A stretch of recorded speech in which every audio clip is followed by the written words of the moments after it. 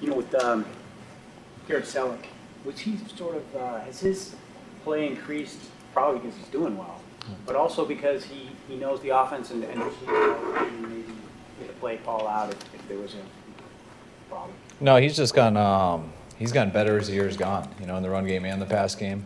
You know, and I know George has been banged up throughout the year. So George battled to get back from a number of injuries.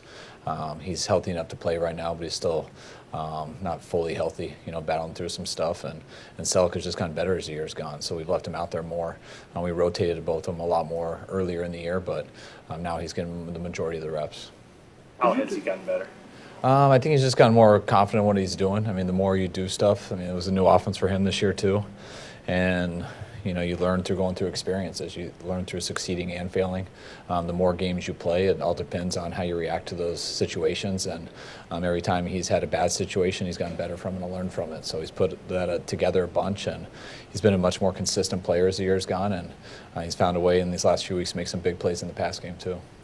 You define the opponents that you're facing here. You get 3 teams probably going to the playoffs. Does the way the schedule ramps up excite you because you guys aren't going to the postseason? So you're building into next year, you get this kind of... Yeah, it does. You know, I do think it's a neat challenge right now, and we're going against 3 teams who are all playing for their playoff lives. And I think if anyone's ever been in that situation, you get the intensity that picks up in those type of buildings. And I think that's a goal for our team. That's, you know, I want that not to matter. You know, I want us to be as intense as we can every single possible game, whether you're playing for the playoffs, you're in the playoffs, or it's the first game of the year. I don't want there to be a difference, but I also think there's a good challenge for our team this week to know what we're getting from these 3 teams in a row, and also I'd like us to look at it the same way. And hopefully, you know, we plan on being in this situation next year.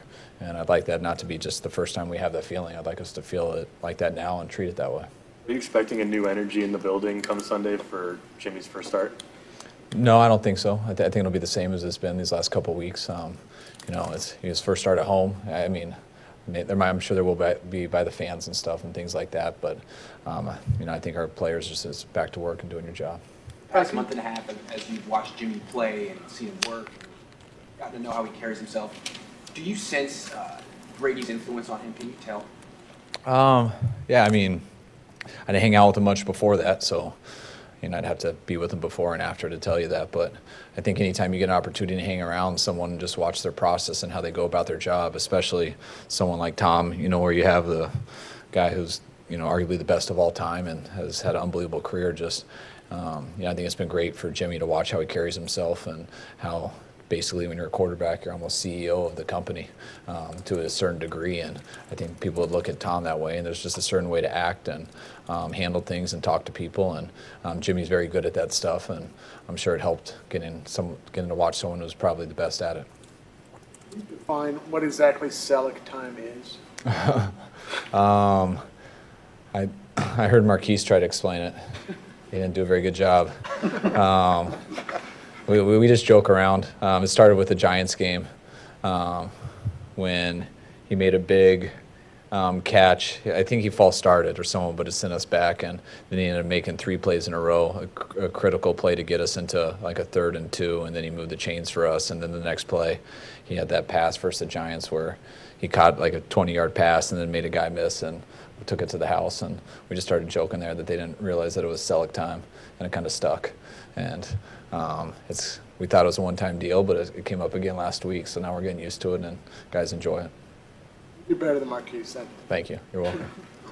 Well, in winning 3rd game in a row against a team like Tennessee, do for your confidence, your team's confidence, and where you want to be in the future? You know, anytime you get wins, I think it adds to it. So, you know, I think in these last 2 have been big for us. You know, we got close in a number early in the year and then came up short, which I think got real frustrating. We hit a lull with that and with a little bit of injuries in the same span. And then I thought we rebounded where it started versus the Giants and had a setback versus Seattle, and then played better versus Chicago, and it led into us playing better last week versus Houston. And I hope that continues to lead us into playing better this week. But the more you win, that's how you develop real confidence. And the more you win, players believe truly that they have a chance to win, and instead of just hoping. And the more that happens, the easier it gets. How do you evaluate Garoppolo's throw to Hyde down the middle of the field with pressure? Is that just him throwing it up and kind of hoping for the best, or is that a ridiculous throw? Or? No, yeah, it's you know, I think it's two things. One, I think he saw the coverage, and so it was definitely a look we were going for, and I think he saw the coverage so he can anticipate that we had it. Unfortunately, we were just a little off in the protection, and Clowney came from a side where we couldn't see him and slide to him the right way, so he got there before it was time to throw. And I thought what he did a hell of a job of was, instead of just taking the sack, he knew we had the right look, but he had to let it go a little bit before it presented itself. So he put enough air and touch under it to give Carlos a chance. By no means is it an easy one. If we would have blocked a little longer or saw Clowney with the stunt they did, he would have been able to probably take a couple more hitches and just put it on him, because he was going to be pretty open down the middle, because the C's parted with the safeties and the Mike linebacker was playing a shallow route. But it was cool because we missed the protection, which usually means you don't have a chance to throw it, but he threw it early and put a lot of touch on it, which makes it a tough catch, but it gave him a chance to make it. So that's what was impressive about the play.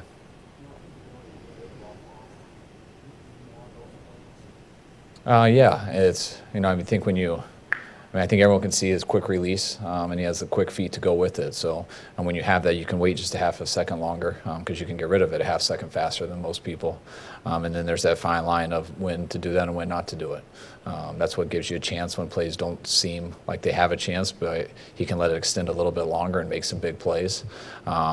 And then also he's going to try to do that and extend a little bit longer, and it doesn't work out and you end up getting a sack. So you got to take the good with the bad in that aspect. And so far he's done a lot more good than bad, so it's been pretty cool.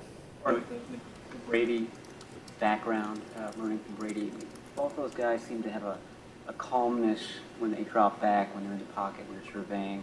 I mean, two different body types, but do you see Brady's influences on him in that specific realm of being a quarterback? Yeah, I mean, they're they're wired two totally different ways as athletes. Tom's just a slower moving guy, which gives him a lot of patience in the pocket, and he stays there very calm, and I think that's also how he moves naturally. Where Jimmy's a more quick twitch guy who sometimes it's harder to get those type of guys to slow down and be patient in the pocket because they just move faster. I think that's what has been impressive with Jimmy, and I'm sure he does get that from watching a guy like Tom do it. So you want both in your game, and Jimmy does have both, and that's what allows him to stay in the pocket and let things develop. And when there isn't one, he does have a chance to get outside of there and extend the play. Suppose that quick twitch that you talk about, something that you can't teach, so that's the one thing that you want to have coaching quarterback as a natural ability. Yeah, there's a big balance between it all. Like, sometimes the better athlete you are growing up, like you don't sit in that pocket very long. You drop back and you just run, and you're usually a better athlete than everyone else, so you run around and just get touchdowns and make plays. And some guys go to college and continue to do that, and a lot of people win Heisman's doing that type of stuff, and eventually you get to the NFL and you can't always do that. You have to learn how to sit in the pocket and let a play develop, and I think that's tough for guys who've been great athletes because it's all about reps and you've just never had to do it before.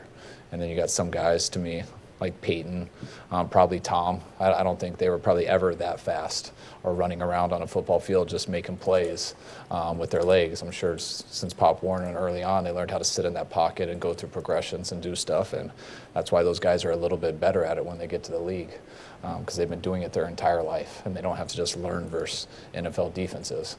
When you have that both of that aspect, definitely gives you a higher ceiling to be successful. Classify Jimmy as a risk taker? I don't know yet. He's definitely taken some. So we'll see as this goes. You want guys to be aggressive and let it rip. You just don't want guys to guess. You guys want to see it and believe in it and not hesitate and think about it and let it go. And when guys do that, it usually gives them a chance to be great. It also is going to give you some games where you have a lot of picks and stuff and you just didn't see it right. And it's how you respond to those and what do you learn from them? Does it make you more gun shy and do you get worse as it goes because of it? Or do you learn why you saw it wrong, why you made that pick, and you get better? And I think if you look at a lot of the great quarterbacks through all time, a lot of them, especially early in their career, they have had a lot of picks. They have had a lot of pick sixes and stuff, and those guys learn from it and get better from it. And the guys who don't, it usually gets a lot worse. A couple more? What's the emphasis was of walking out with the boombox in the tunnel before game? Yeah. I was told the players asked for it. They said it was a little too dull when they left. we have music in our locker room, and there was a time when they left the locker room and they had to go on a little bit of walk, and then sometimes they would sit in the tunnel before they were allowed to go out, and they lost their energy because they didn't have good music going. So we got them music. Is it the same song? No, they play something. I'm not sure. I never walk out at that time. I think they play something different all the time, but you probably would have to ask them. What strikes you about? 6 games in Levi Stadium so far. I mean, what's your take on the atmosphere, and are you hoping that this 2-game winning streak will bring a little bit more on Sunday? I hope so, and I hope we play better there than we have, so we can keep that going. I think there has been times, like in that Rams game where I thought it got pretty loud for us. I thought our fans were great in the Giants game in that second half, when we gave them some reasons to get into it and excited. I know the Seattle game was bad, and Jimmy came in through that touchdown on the last second, and I was going off the field very frustrated, and I heard our fans still cheering and excited because of the way it ended. So I do think there has been some good things in our stadium. But considering how our record's been here this year and the last few years and stuff, I think, obviously we got to give them a little bit more to be entertained and have reasons to get excited and get there early and have their energy throughout 4 quarters. Last one, guys. You crying back in the locker room, Max?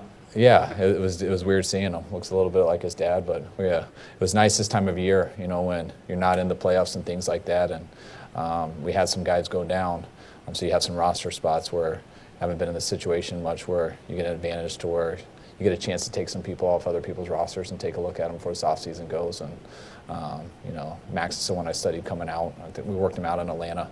I know our personnel department was high on him, so it was nice to get that opportunity. What strikes you about the Titans' defense?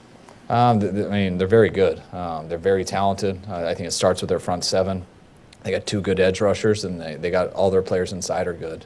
Casey, I think, I haven't played him in a couple years, but he's been one of the better 3 techniques in the league for the last few years. They're sound in what they do schematically. Dick has always been that way, and they present you issues with their pressures and things, but they also do it in a sound way. So they got good players, good coaches, and they play very physical.